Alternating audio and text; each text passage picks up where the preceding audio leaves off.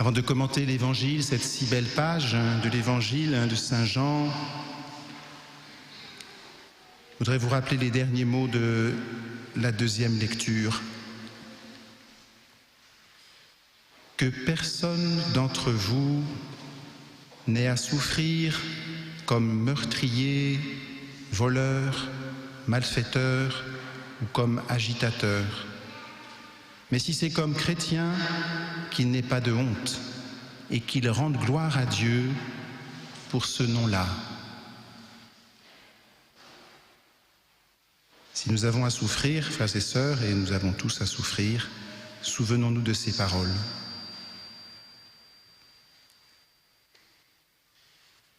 Du jeudi de l'Ascension au dimanche de la Pentecôte, l'Église se rassemble dans la prière au Cénacle.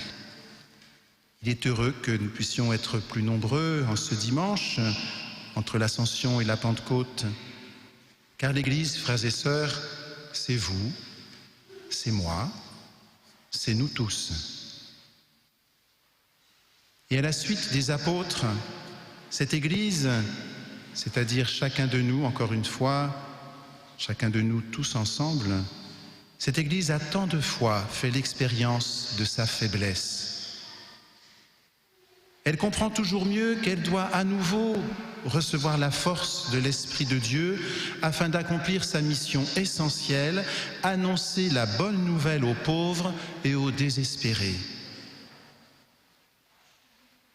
En ce dimanche intermédiaire, elle médite, nous méditons avec émotion l'ultime grande prière de Jésus rapportée par Saint Jean.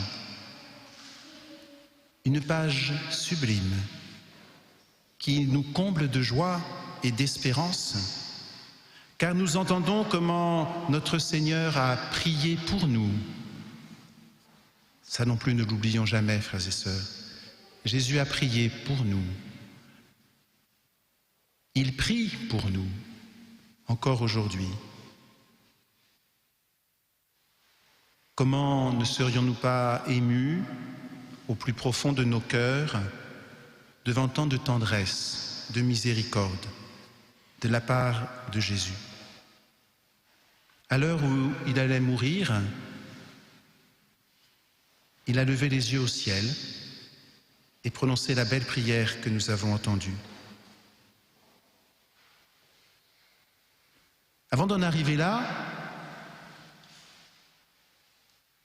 l'Évangile nous rapporte à de nombreuses reprises comment Jésus a posé son regard sur tous ceux qu'il a rencontrés.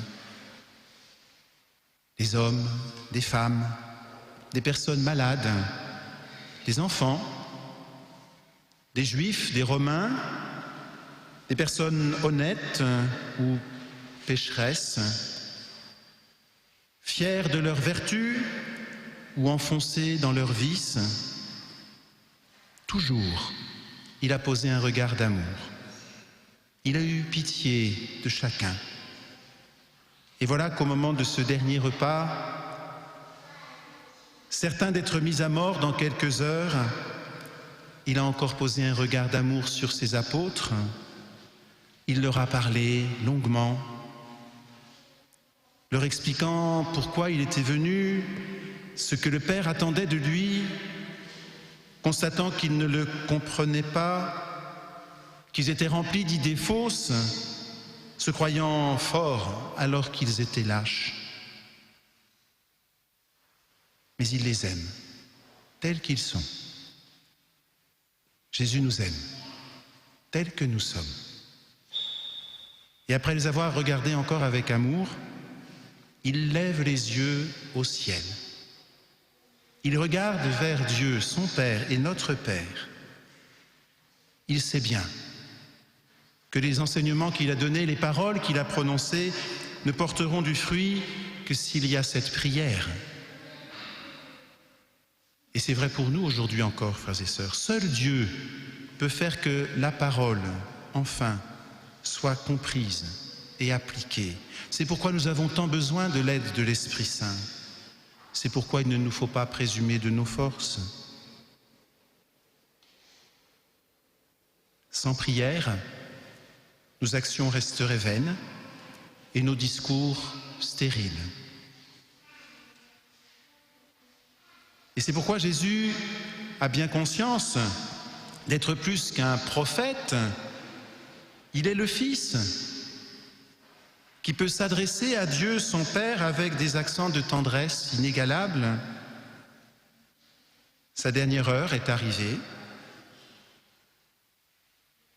Et surmontant son angoisse, cette angoisse qui a fait couler des gouttes de sang sur son front dans son agonie, surmontant son angoisse devant le supplice qui approche, il rend grâce à Dieu d'arriver au terme de sa mission, celle qu'il avait reçue du Père. Mais là aussi, frères et sœurs, souvenez-vous, sa réaction humaine, c'est de dire « Père, si ce calice, si cette coupe peut s'éloigner de moi ». Mais aussitôt il se ressaisit, il dit « Non pas ma volonté, mais ta volonté ».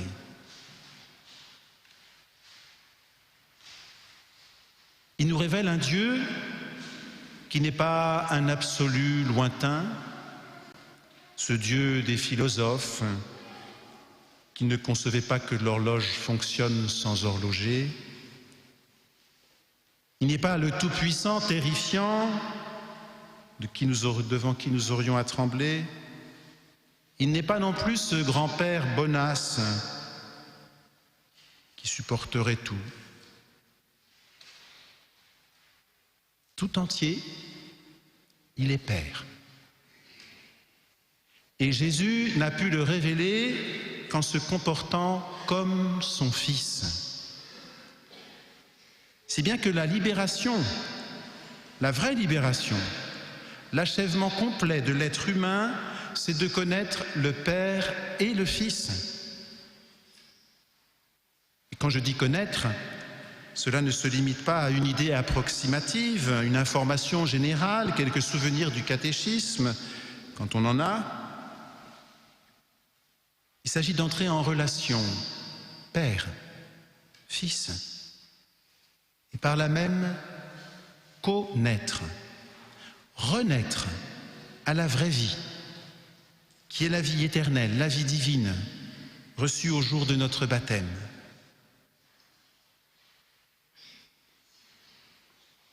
Vous avez sans doute remarqué la répétition dans ce texte d'un verbe capital, le verbe donner. Le Père a donné pouvoir à son Fils. Il lui a donné sa parole. Il lui a donné les hommes. Il lui a tout donné. Tout ce qui est à toi est à moi. Et le Fils, à son tour, a donné ces paroles du Père aux hommes. Il leur a donné, il leur donne la vie éternelle. Et donc il est sûr qu'au-delà des souffrances, au-delà de la mort sur la croix, son Père va lui donner la gloire, qu'il va retrouver cette gloire dont il s'était dépouillé en prenant la condition d'esclave, en souffrant et en mourant.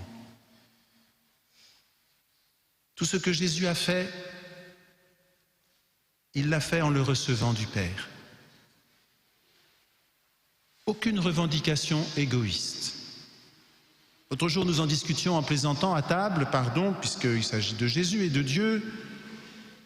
Notre frère Serge, encore lui, disait qu'après tout, Jésus, si les madriers étaient trop lourds, si le bois dans l'atelier se faisait trop pesant pour Joseph, pouvait d'un clin d'œil dire à une poutre de se déplacer. Eh bien non. N'en déplaise au frère Serge, même cela, je pense que Jésus s'y est refusé. Rien pour lui. Rien pour mettre au service des autres cette puissance que le Père lui a donnée par amour et pour l'amour.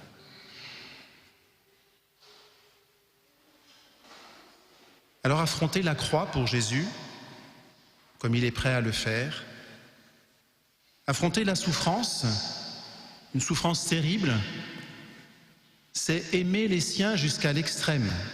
C'est comme cela que Jésus nous a aimés, frères et sœurs, en souffrant, en mourant, par amour pour nous sauver. Et cette croix d'ignominie devient croix glorieuse, carrefour de rencontre de Dieu et des hommes. Jésus prie pour nous. Dans cet espace, entre l'Ascension et la Pentecôte, réjouissons-nous, rendons grâce. Rendons grâce à Dieu, rendons grâce à Jésus qui ne nous abandonne pas. Rendons grâce à Dieu non parce que nous serions fiers de nous, mais parce qu'il nous a été donné de connaître le Père et le Fils, et ainsi de communier avec eux, entre nous, dans la vraie vie. Confiant dans les promesses de Jésus, demandons ardemment la venue de l'Esprit. Il sera toujours avec nous, nous guidera dans la vérité tout entière. Il confondra nos adversaires. Le moment venu, il nous remplira de force. Cette force, encore une fois, dont nous avons tant besoin, pour aller auprès de nos frères et sœurs, témoigner de cet amour. Alors au milieu des tintamars, de la publicité, au milieu des appels à avoir, à consommer plus d'objets, osons lancer et relancer l'appel à découvrir des sujets, le Père et le Fils, mus par l'Esprit. Témoigner que le bonheur n'est pas possession, mais réception et don. Que la vie en Dieu, que la vie en l'homme, entre les hommes, est relation. Puissions-nous redécouvrir l'importance de ces vraies relations que le Seigneur veut établir non seulement les uns avec les autres, mais avec lui-même. Oui, disons, redisons, viens, Esprit, don de Dieu. Amen.